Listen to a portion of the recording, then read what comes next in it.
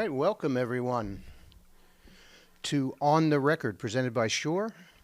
My name is Louis Marks. I'm here at the Rope-a-Dope Room, and I'm going to patch you in with the great Dekel Bor, working from Berlin. He has worked with jazz legends Johnny Griffin, Billy Hart, Reggie Workman, and Roy Hargrove, to name a few.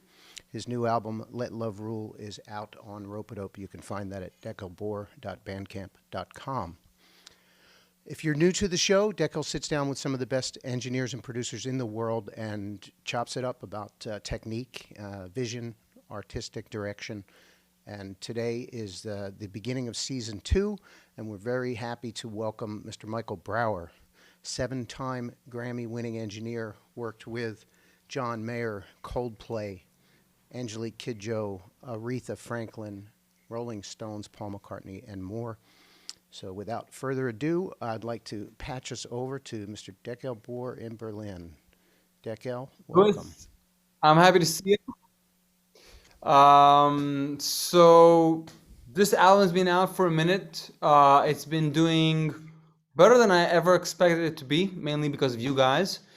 And I'm working on the next one. So we have this tradition in jazz where the long tradition of mentorship, where we reach out to our heroes, our mentors, our peers, our friends, our inspirations, and ask for advice. And usually we do that on the road.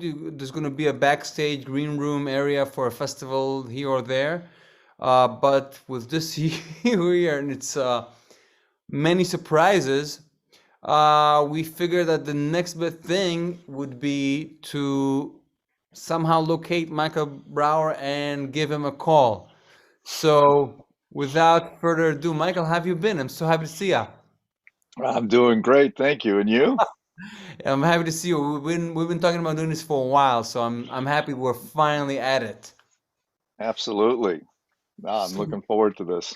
this past year, could any music that you've been listening to as a fan, just to keep you inspired and keep you touched, and just to give you the thing that music knows how to give? Um, that's a good question. Off offhand, I've been really focusing on just doing my own thing and not really paying too much attention. I've been working on some ideas, and so embarrassingly, I have to say that there isn't anything that right now stands out, but as we talk, I'm going to go, oh my goodness, of All course, right, totally get this is the usual thing for me. I'm always like, it. oh, Are you one of those guys that when you focus, you kind of go into a space and just kind of not let too many outside things kind of chime in? al almost always. I mean, when I start a mix, I'm listening to obviously the rough as a reference, and then I get ideas. And I mean, usually, if possible, I like to talk to the artist or the producer and get their ideas of what their vision is, you know, on what's going to be my contribution. I mean, I can always do it without asking, but when And you ask these questions, it and certainly helps. and the kind of answers you get are vague, are specific. They give you references. Do you like getting references? Do you not like getting? Um, I usually talk about the reference mix, and I say, okay, what is it that you like about your rough? What is it that you're missing in it? And right there, I'm going to get pretty much all the answers because you know, I I have a very short period of time, a learning curve to learn what the sound of the band is, what they like, right? And listening to their last record isn't going to do you any good because generally artists are always changing. They're changing producers, they're changing mixers, they're changing direction, right? That's what usually keeps a band moving and evolving. So I don't know what your sound is unless you give me an idea of who you guys are, right? And if you're one who loves a lot of reverb and you love a lot of delays, um, fine. If you're a band who just can't stand delays and you want it dry, bone dry, and really aggressive with some good distortion added to what you guys have already given me, I'm game. So it's important to have that initial discussion, and then we get, then I get to work. And so that's why I always want to ask about the rough mix. So Is this representative of your band? And if it isn't, what is it that you do want to hear? and if we're already touching on asking what they like this and what they like that, a master mixing engineer like yourself, how much of the mix that I'm hearing as a fan is what they're looking for, and how much is your vision as an artist yourself? Well, I try to be as transparent as possible. So what you're going to see from me is the emotional content. How dynamic and how emotional is your message? Um, and so you might recognize that just by how the vocal is being presented, where it just kind of grabs you in, and you really want to hear the story. And that particular approach might remind you of my work. On the bottom end, there's certain things, but again, it's all relative. It's because I'm taking what you have and I'm just trying to grow it and make it bigger and more dynamic than what generally I like to start off where you left off, right? In a rough mix. Unless you say, I want nothing to do with this. I don't, of course, 99% of the time they lie when they say this.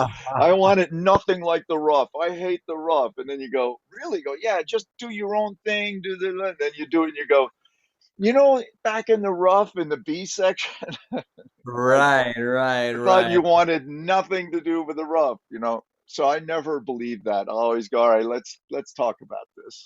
I mean, you're telling me that you put this rough together and you guys hated all of it. It's like, I mean, Of course. what happened? You guys arguing or something? So, um, again, a rough is a very important indicator of what direction you like. And the fact is nobody shows up to sessions anymore, right? So, Right, I right. do my best to try and talk about the song. So, or, by doing things like this, where we're doing a Zoom session, and we can just talk about it and say, okay, I get it, because what I want to do is nail it the first time. I want to be like Right. 98, 99% there, and it's just a couple of tweaks and we're happy, right? As Right, opposed to, right, oh, that's not the direction I had in mind. Oh, well, right. okay. And And I mean, if we talk about jazz records, when I do a jazz record, um, it quite often the compression is going to be minimal, and the kind of EQing in the process is going to be minimal, right? And so it's really important that I mean, every style is different. I'm doing a hard rock record. It's balls to the walls, but um, this is why it's good to have these kind of discussions and go, okay, what are you liking? What are you liking? And it's not like, yeah, I mean, the more I have in my arsenal, the so better that first pass is going to be. another question I never really got to ask is, on major artists who have major releases behind them, what's the typical length of time for you to spend on a mix? Let's say you're doing the next big insert name here. Is it like, because in jazz, usually if we mix for 2 days, that's like already twice the amount is usually done. So, Well, I mean, for jazz, I'm usually 2 to 3 hours. Um, Depends, sometimes less, rarely more. Jazz kind of, you just stay out of its way, right? I mean, jazz, it's important that it's recorded properly, and then you just kind of let it go.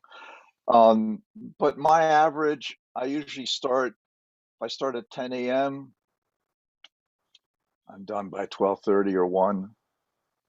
You know, the mix is uploaded by 1 o'clock.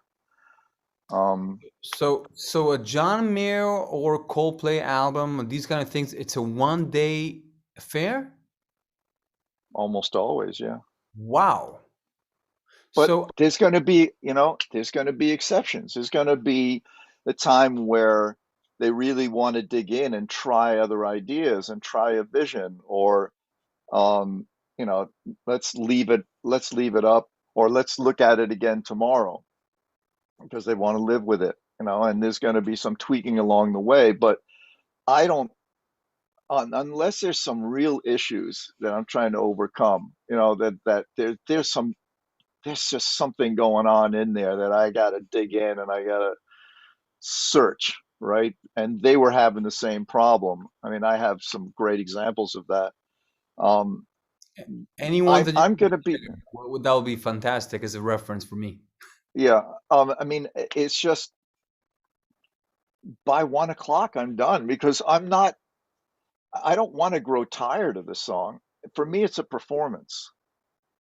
So I'm learning the song and I'm getting more and more excited. And then when I think I know all the moves, I know what the best part of each section is that makes it exciting, and how the transition from the verse into the B to the chorus and where the hook is. And then am I saving all of that because the bridge really is the pinnacle? Or sometimes, no, you're going to wait until the chorus after the bridge. So when sometimes I can tease the listener. They go, oh, this is the best part. And then boom, the last, the chorus after the bridge comes in, and you're like, whoa, I wasn't expecting that.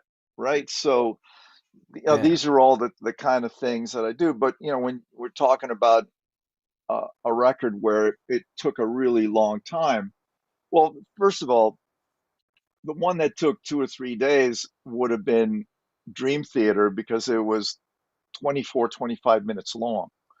So there, there was about, Right. there was kind of, 6 or 7 segments within that. And each one had a complete soundscape change and everything. All right. Obviously 24 minutes, I'm not going to do in 4 hours. Right. Yeah. So, but the one where I was like, wow, this mix is really, really, what's going on? What's tough? And that would have been the first song that I had done uh, for X and Y and for Coldplay. And they came in and go, okay, here, start with this one. Okay, we'll see you. Bye. And I was like, wait, hold on a second. No, we got to go. It's, I go, how's the rough? Yeah, rough's good. See you later. I was like, oh, okay. So I'm mixing it, and I put it up, and I got it going for a while, and I don't know, about a good hour. I mean, usually within 20 minutes, I have something that feels really good. And an hour goes by, and I'm like, wow, this is not happening. So I put all the faders down again. I mean, again, I put all the faders down for the first time, and I'm like, huh, that approach sucked. And so I tried a different idea, and I started putting the faders up, and I tried to get going, and then it got to one section, that breakdown, and I was just like, it just went nowhere after that. I was like, oh man, now normally I call the guys around 12, and I say, okay, come in around 1:30, or depends if I want to take a lunch break or something, right? I'm in no rush. They're in no rush. 2 hours after you started on an album? Yeah, on this one song, right? And so now 1 hour goes by, and I'm like, boy, this is no good. And so I put the faders down. Another hour goes by, and I'm like, wow. So now I'm calling them. I'm like, hey guys, don't, I'll see you around 2 or 3. And, Right, and they right, said, right, oh, yeah, okay, and so I'm mixing again, and I put up the third time, and I'm like, right. Wow. I'm starting to feel nauseous, because I'm like, this is not coming together. What is going on? This is like, so I put all the faders down again, and I'm just thinking about it. I'm like, I have to completely come from a whole other approach. I've got to do the opposite of everything that I've been doing. And I believe at this point, at first I started with drums and bass and then built it up. And then that didn't work. And then I tried maybe guitars or something. And then finally I was like, what is the most important element here? What is creating um, this this magical feel? And I was like, You went to vocals and you it sculpted it from there. nope. It was the synths and all the Oh. sustaining stuff, which is unlike them. And you know, and the song is Speed of Sound. And I'm, you know, I get to that point where now I'm building it up, and now things are coming together. And the support, the drums and the bass, everything else was more of the support. But I finally was bringing up the important elements of the song, right? So So then, are you looking for an anchor within a track to kind of carry it through and then the rest is supporting that? well, you can call it the anchor. I call it the, what are the three elements in each section? What are the most important elements of the chorus or the B section?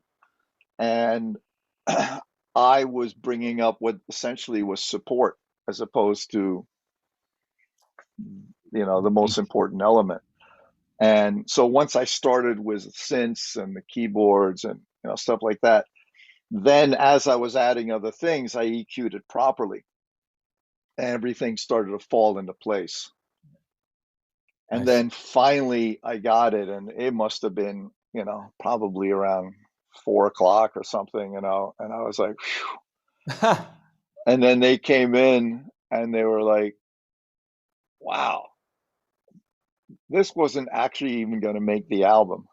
Wow. Wow, wow, And wow, I wow. was like, what? He says, yeah, we could never get this song to feel right. It just never felt right to us. And I was like, oh, oh, That must mean a lot. right. And so now it made sense. It made sense, right? Because they were having trouble, much less, and so no wonder I was having trouble. But I didn't go into this going, well, it's not my fault. I went into this going, if it ain't happening, it's because of me. It's not because of anybody Right. else. And Right. that's what kept me going until I finally found, you know, the right door. So yeah, there's a code to crack, and once it's there, it's Yep. onwards. What is it Yep. like for you to see a band like this? I mean, you worked on the first album, and no one could have predicted that these guys are like the next voice of a generation, and all of a sudden the thing is like it's a cultural milestone, and you're working on the next one and the next one. You know, um, you never know. You never know what if a band is going to be great. I'd mixed maybe 10 other records that year. There were a few that I thought were amazing.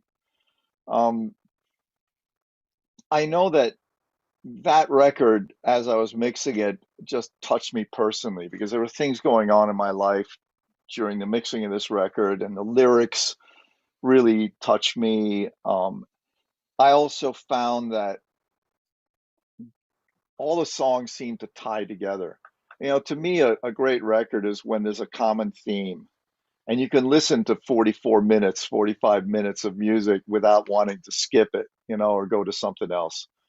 Um, and it all really tied together, and it was a mood. If you were in that frame of mind, you wanted to hear the whole record and you wanted to hear it again, right?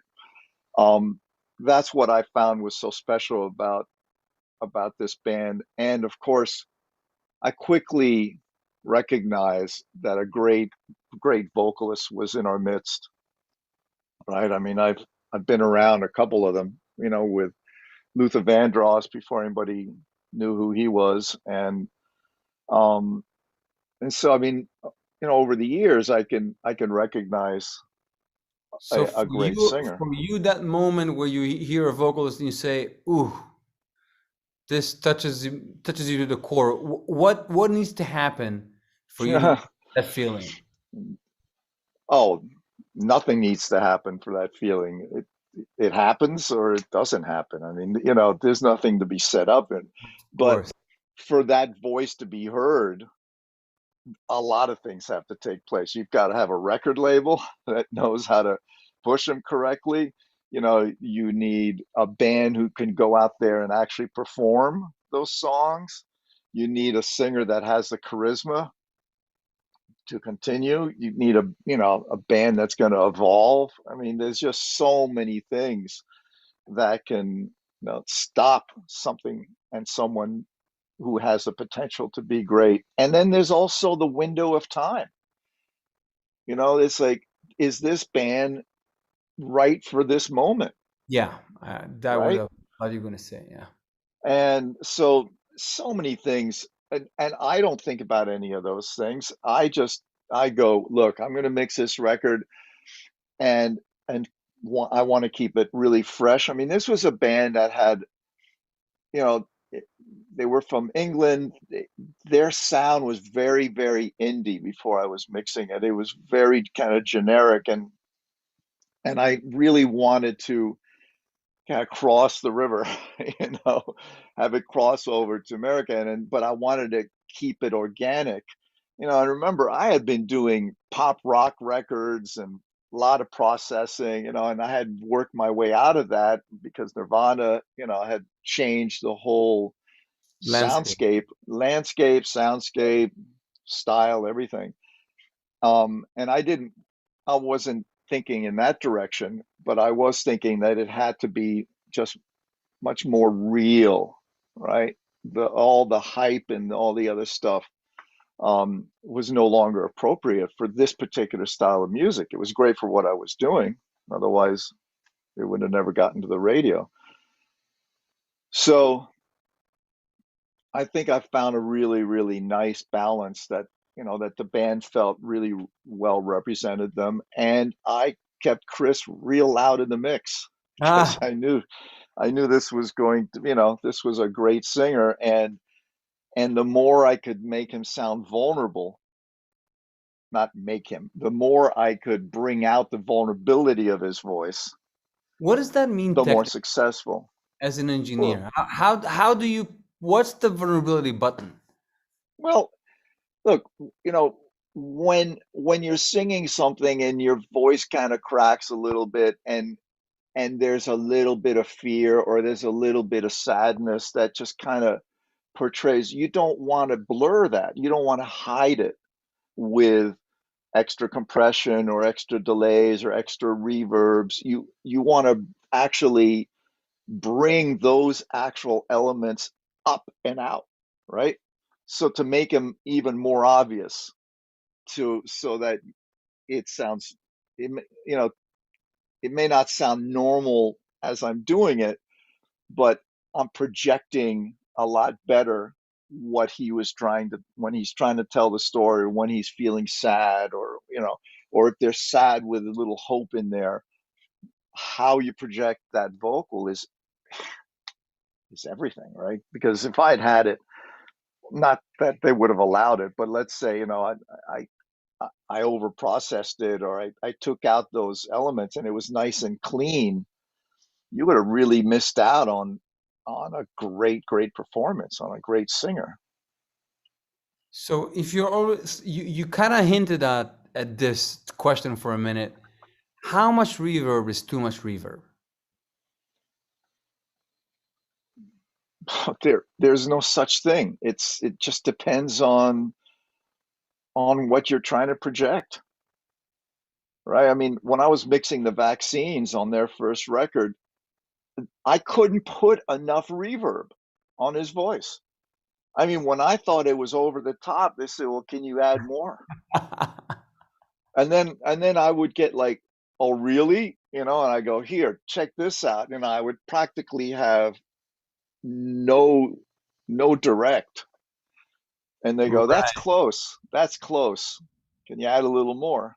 So, and then and then later when I heard back that record, I was like, "Oh, it just created such an atmosphere, such a feel," right? So, Do you have specific when is there reverb? too much reverb? It's when it's distracting and it takes away from the performance.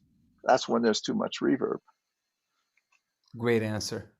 Are there specific reverbs that you like and often use that you love? I have a whole combination, right? I have everything from short ambience, and I used to do that with my Lexicon 200. I think I had a room. I think it was a room setting or something like that. And for years, because the 200 was really grainy sounding.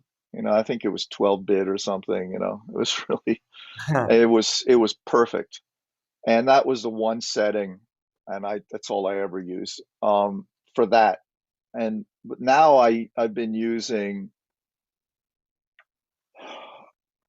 oh, what is it?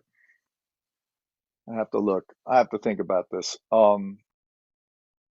Right now it's a small ambience. Um, it'll come to me later. And then I get a little bit bigger. Then I have a plate, and again, it's just a good sounding. I don't have anything that's real anymore, right? And Right. so um, the plate, it's just a good sounding plate. And then I have what sounds like it was actually, I use this often at La Fabrique, where I do the yearly seminars. Behind the studio, there's this big old, big open storage room. I don't know, it may not be storage anymore, but it was a lot of cement and then some stairs going up or something. And I love that sound. And they did a you know IR response to that room, and so I use that often. And Very cool.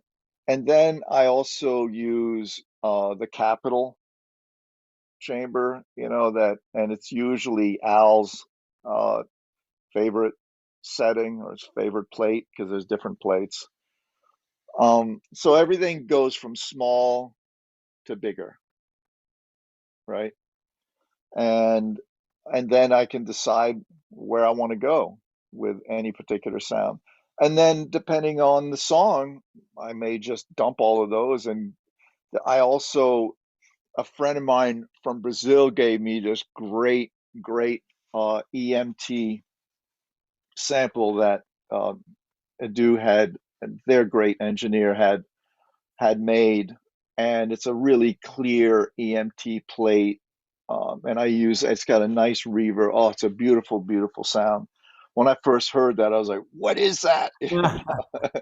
Like, can I have that?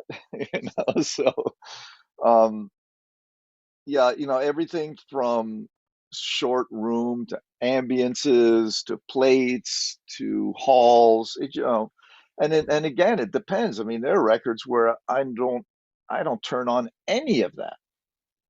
It just doesn't need it. I mean, it just doesn't need it. So, So I gotta tell you this. My girlfriend slash fiance slash wife to be slash little goddess she's the biggest John Mayer fan you've ever seen. I mean, our cats know the lyrics by now. And I'm always struck by how incredible sounding those albums are. I mean, anything else that I put next to it never sounds as good. Yeah. And give And me you the know where that starts?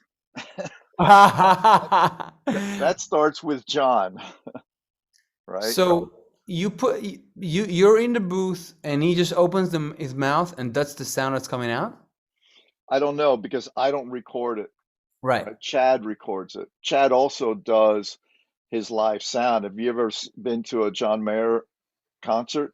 Not yet, no. The sound is extraordinary. That's Chad. So he not only records, but he also does the all his live shows. One of the great engineers. When I get those tracks, I'm like, yeah, baby. I mean, it already sounds so good, you know, and it's funny. I mean, last week I got somebody, you know, they're like, "Oh, we want that record to sound like, you know, like Parachutes or, you know, and you know, or the John Mayer, that clarity that you get and stuff." And I listen to the record, I'm like, Yeah, I know where you're going with this. where That's where is there any, you know, yeah. right? You know, it's not even close to being recorded like that. It's not even close to be arranged like, you know, but I get it, you know, I get it. And I do my best to interpret their meaning behind it. But it always starts with John and his choice of the sounds that he, you know, that he wants to hear, and he gets, you know, whether it's Don Was or Steve Jordan to Yeah. produce, you know, and then he gets great players, right? I mean, that I'm not the guy who did all of that. It wasn't like when it came to me, it sounded like a potato.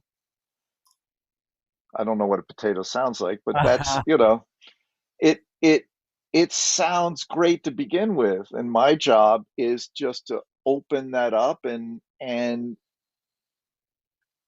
you know, just And have it make come that along. picture bitter. Yeah. So the thing that when I think about your sound, I'm thinking about music that dances in my room as I'm playing it. It's that dynamic. Yeah, Is that a question of compression? partly. I mean, you know, the whole point of compression and EQ is to just bring out that vision, right? I mean, it's just to make certain things that need to be more dynamic. So if there isn't already compression going on in the recording, I mean, if all of that's already been done in the recording, you leave it alone and you just bring up, and it's a balance. It's just a situation, you know, it's a matter of balancing.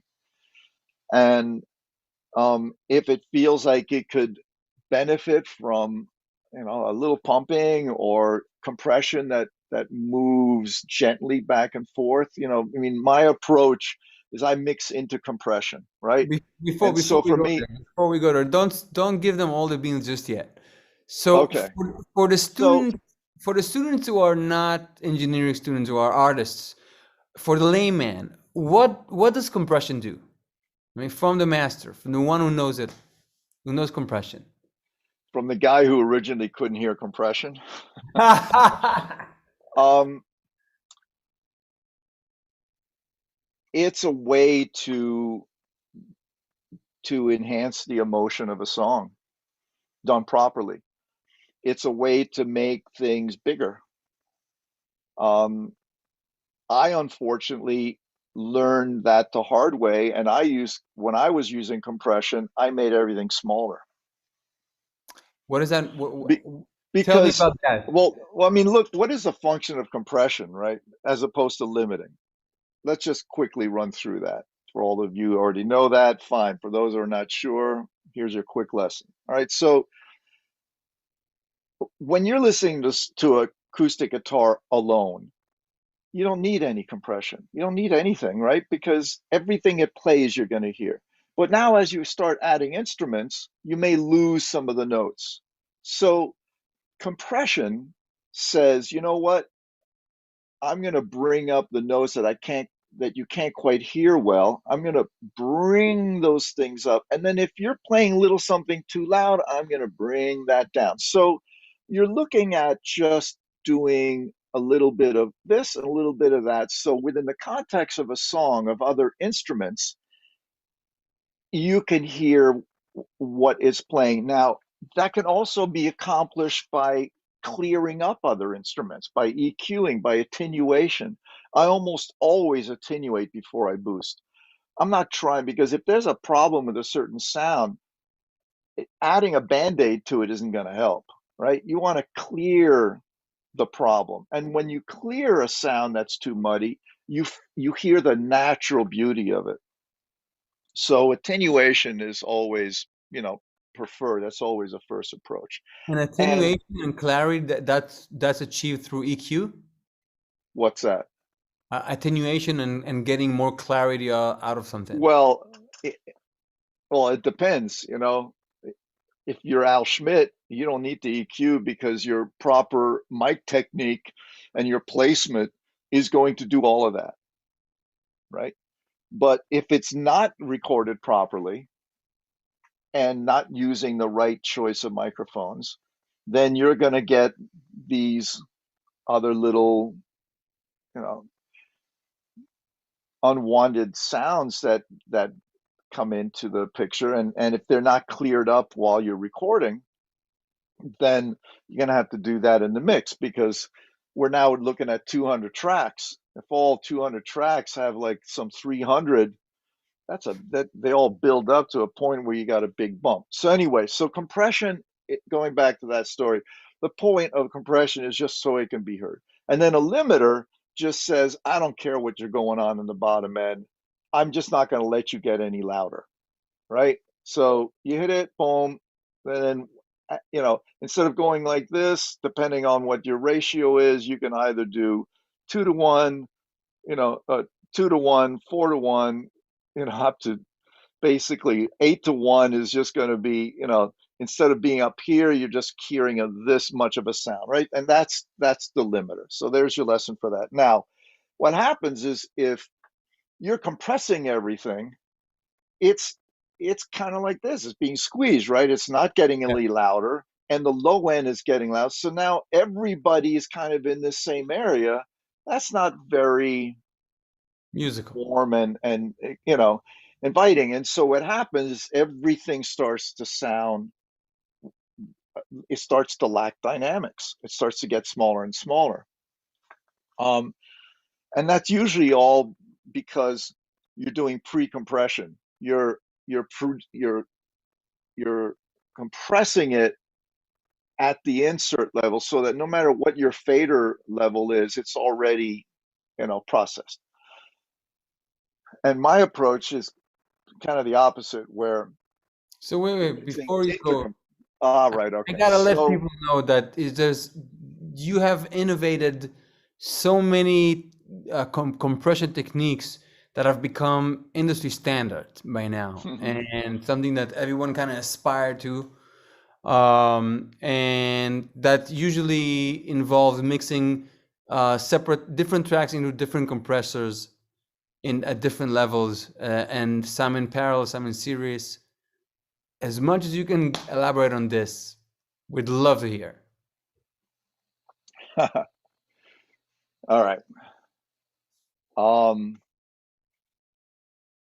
Because I know you're going to say, I just mix into compression. No, I'm not going to say that. That would be too simple. There's a combination of things that I do, and none of them are unique, right? They all exist. What became unique is how I combine them all together. That's what became unique. And to talk, I don't want to bore anybody with a technique of it, because I have 100. It's out there. My whole description is out there. But what's important to understand is that I I wanted independence between band members. When I was in a band, it was always the bass player and I were locked, right? And we didn't care what the guitar player did. I mean, obviously, it had to be in sync with the band and everything, right? But the guitar player did not affect our groove, and the singer didn't affect our groove. You know, we were just locked. And I found that when I was mixing and everybody kind of got squashed together, um, you might have a nice groove going with the drums and bass, and then you would start adding guitars and other instruments, and it would change the nice compression you had going Right. on the drums. And then out of nowhere, suddenly you'd feel like you lost a great groove because the other instruments were having an impact, a negative impact on the guys that were just grooving along, right? And that's kind of, my being in a band, that's the thing. I was like, this guy's a, in real life, when I'm playing, nobody's going to affect what me and the bass player are doing. Right. And I was mixing, I'd recorded and mixed two Aretha records. And the third one had been produced by Narada, Michael Walden, Yeah. Yeah. and I hadn't engineered it. So I was just mixing it. And I know how I always got Aretha's, how I got the band sounding and Aretha and everything. Everything was very much so that when I put the faders up to mix, I didn't do anything. The faders all at zero. You had all the balances. I didn't have the EQ. It's just, and here I was like, wow, you know, it just was difficult. But this was the first time where the producer wanted way more bottom end now. This was the beginning of like that tight R&B sound was now changing. And I didn't quite know how to handle that because Aretha would be sitting nice and pretty, right? And then he'd say, give me a lot more bottom end. And as you know, bottom end is what triggers the compressors. Yeah. And so suddenly Aretha would, come down a little bit and everything was like, ugh, so I have to bring my submaster down so it wasn't hitting the compressors so hard. And then I would get it would unglue. Uh-huh. It was a terror. It was one of those days where I'm like, I don't care what happens, but when this day is over, it will end. This day will end at some point today. I can just go home. I was just like, I don't care as long as I can just go home. This day will end. And Wow. Wow. obviously, in my mind, I was just feeling really one of those first times where I was scared. I was just scared. I was up against the wall, Well, right? it's a Franklin, And this one thing so, you ever want to get right. I survived it. I figured it out. But when that was done, I was like, wow, what just happened today? This is major. This could happen again. As opposed to thinking, I was like, okay, the writing is on the wall. What am I going to do? Because what I've been taught and how I do this and my approach, it's not working. It's not working and it's going to happen again. Then what? And it certainly was not a problem for any of my other peers and other people. So whatever I was doing, I was creating my own problem and I had to resolve my own problem. And so I started thinking about how it would be great to have, independence between groups of instruments. And I just had that on my mind a lot. And at the time I was a bike racer. So I had a team and I was racing and I was training a lot of hours a week. Even though I was still mixing a full day, I'd get up really early and put in 2 hours every morning. And then, And so while I was biking, I was thinking about what to do. And I was mixing at that point. I was at Right Track, and Mhm. Frank Filippetti, who was the chief engineer there, um, I think I had just gotten in a new console because he was doing film work, and it was an SSL 6000. And I was in the other room. I can't remember. I think that was in A. I was in B.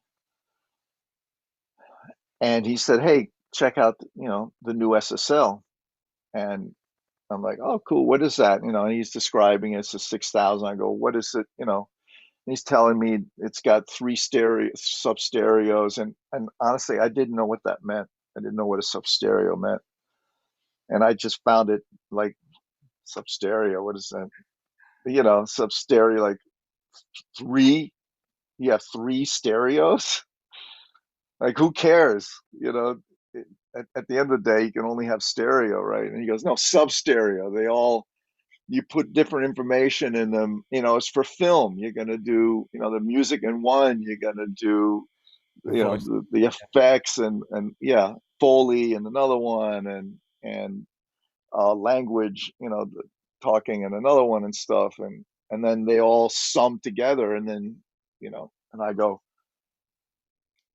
oh." And I was like, "Bing." So wait a minute. So if I wanted to put drums and bass in A, and I could put like everything else in B, What year are we talking about right now for these kind of sub? uh, this would have been probably, I guess, 91, 92. So digital is starting to really kick in, but it's not like Oh, language yet. not quite yet. Let me think about this. It was, yeah, 91, 90, unless, yeah, it was right after Freeway of Love. And let's see. Hold on a second. I have that here somewhere. Let me What check that year on the wall. what year was that? That was, well, it Michael, doesn't it this doesn't say. moment, this moment was Goodness. just worth the whole thing. It doesn't say. Absolutely. So anyway, look it up. I mean, it was pretty much early 90s. And um right, where was I? Because I just got We were distracted talking by about myself. about sub mixes. Right. So once Frank started talking about that, I was like, "Oh, okay. So maybe I can do the drums and the bass, get that sweet spot, process, put it through a compressor on A, and then I could maybe put everything else on B, right? And I still got C, and it was the earliest, you know, this was the beginning of it all. And I would be on my bike, and I discovered that I could come up with sounds in my head. Like, I could hear compressors. If I put it in one compressor over another one, I could hear the difference. And you know, I just I never thought. I mean, it's just natural. I think all mixers actually or engineers can do that. I needed to do that because I was trying to think about different Yeah. approaches, and then I get back into the studio and I would try these ideas. Well, what would go across A, and what would go into B, and then, and so at that point I was strictly multi-bus. You either went to A to B or to C, right? And so in the beginning, I sent everything. I think it was just drums and bass, maybe guitar on A, and everything else was B. And then I would send A and B to C because you could dial it in with a 6000. And C, I had an Aphex B across it. Right. And Right. and when the mix was just about done, I would just start bringing in the Aphex, and the song would just go woo. It would just, that mid range would just come alive. It was an unbelievable pop, you know. It was, I think first big record where that was so obvious was called All I Want. I think it was Toad the Wet Sprocket, All I Want. And I don't you know that hear one. that mid range, it's so exciting. It's just, it's so exciting. And that was really the beginning of like, wow, I'm onto something, um, and then eventually the that was a 6,000, and then the 8,000 came out, and that's when I was at Electric Lady. I mean, that's when I was at Sony Studios, and they got the 8,000, and now they added another bus. Right. Now there were four buses, and at this point, I'm already, but at the point in the beginning, it was just strictly multi-bus. It wasn't like the drums and bass wouldn't go to A and then something else, right? That would make it parallel. But quite on, I started finding like, okay, I'm out of options here. I need another option. And that's when I started bringing in sending to, to two mono compressors, a left and a right, which I had learned. I didn't come up with that. I'd watch this English engineer doing that, where he would, on a send, he had an 1176 going to the left, 1176 going to the right, and he had the British setting in, and he would bring that in, and it was so much better than trying to bring the level up. It was insane how that sound was. So I started doing that. So that's when now we're moving into parallel compression, right? And so I did that for like 10 years or something. By the time the first article came out for Tape Op, I'd already been doing that for almost 10 years Right. or so. That's what I thought. And then it just kept, you know, morphing into something else and something else. And then by the time that Coldplay came along, I had Coldplay mini decided, parachutes, the first one. yeah, the first record, I had I think at that point is when I really started introducing, yeah, I think it was on the first Coldplay record. I decided I didn't want to send the vocals to I used to send the vocals to A and D. D was a kind of a spreader. So let me explain real quick. So the whole point is that you've got A is like the for sustaining instruments. It has nothing to do with EQ and bandwidth or anything. A would be anything that's suspended. It would be strings, it would be horns, it would be piano, right? Anything like that.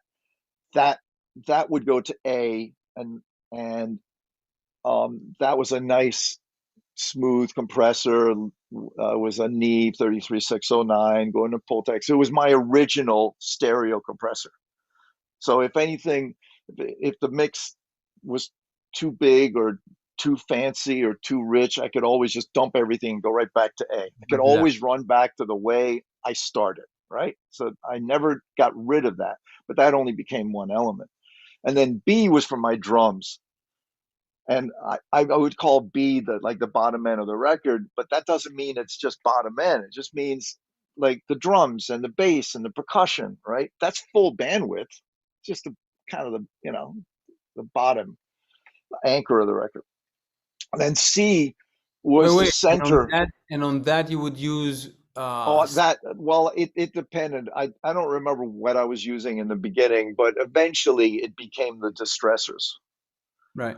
And out of the distressors, it went into a couple of really great Avalon EQs, right? I think they were L55s or something like that. They were just, it was Wynn's first attempt into the game.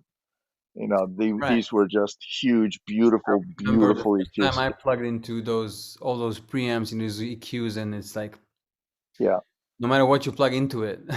yeah. And then C was for the center of the record. And again, C doesn't mean EQ. C is like who's in the center, who's taking care of the middle of the record. That's generally the guitars, depending on the kind of record you're making, right? And so that had its own compressor. And um and I think in the beginning it was a Joe Meek, I love that Joe Meek. You hit it really hard and with shimmer. Mm. And then eventually became the Pendulum ES8.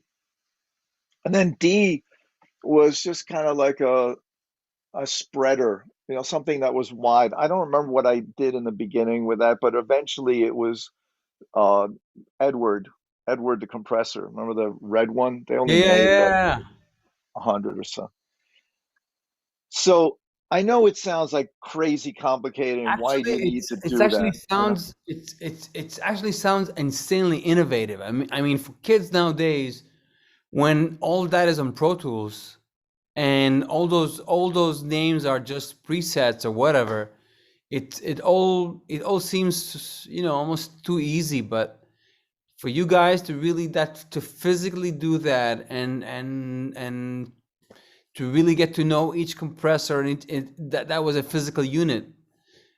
Yeah, It's truly yeah, unbelievable. I will say this as we close. I will say this that you've been very very generous with information throughout your career, and for anyone who's for all of us who are intrigued by this, they can go to your website and you answer so many questions just on your own website. But not only that, but there are many, many, many interviews that are just incredible. So I urge all you guys to go to yeah. Michael's website. There, there's Uh, no, there's no. This is reason why I started Mix with the Masters is because you know there's a lot of information to share, and if you're not creative, what are you going to do with this information? It's not everything I talk about. They're just tools. It has to come from you, from your personality. How can you bring this out? Otherwise, it's nothing. What are you going to do with it?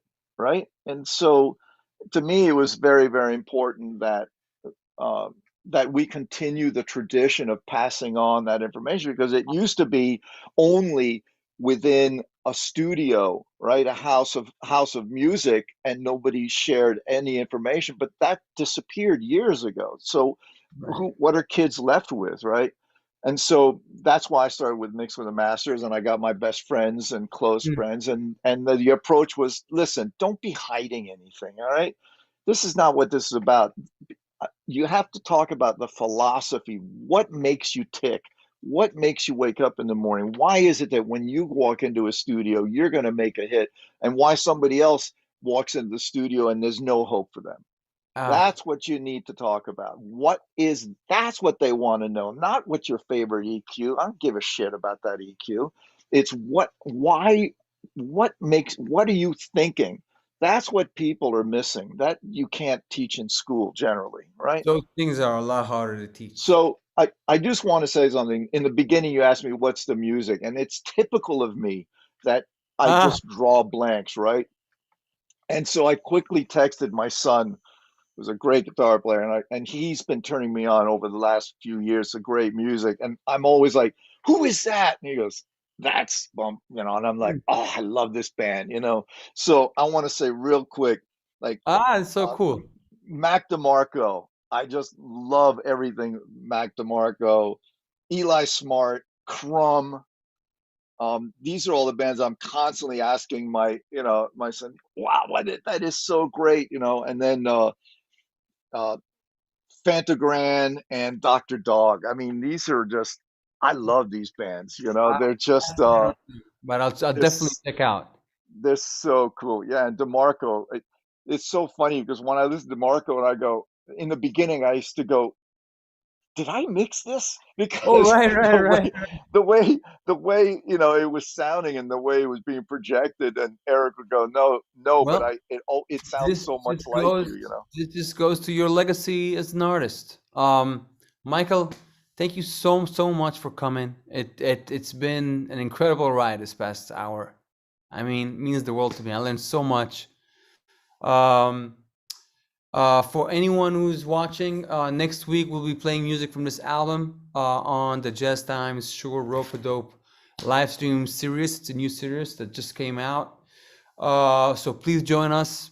We're going to have an incredible guest, Sebastian Sudnitsky, one of the heaviest cats on the Berlin scene. And the week after, there's going to be a good friend of Michael joining us, the great Dave Darlington. Oh, So awesome. I'll make sure I'll say hi. You guys stay safe. Michael, I'll be in touch. Thanks so much for coming. It's been long overdue. Yep. It's a pleasure. We'll see you guys next week. Have a good week. All right, Bye. man.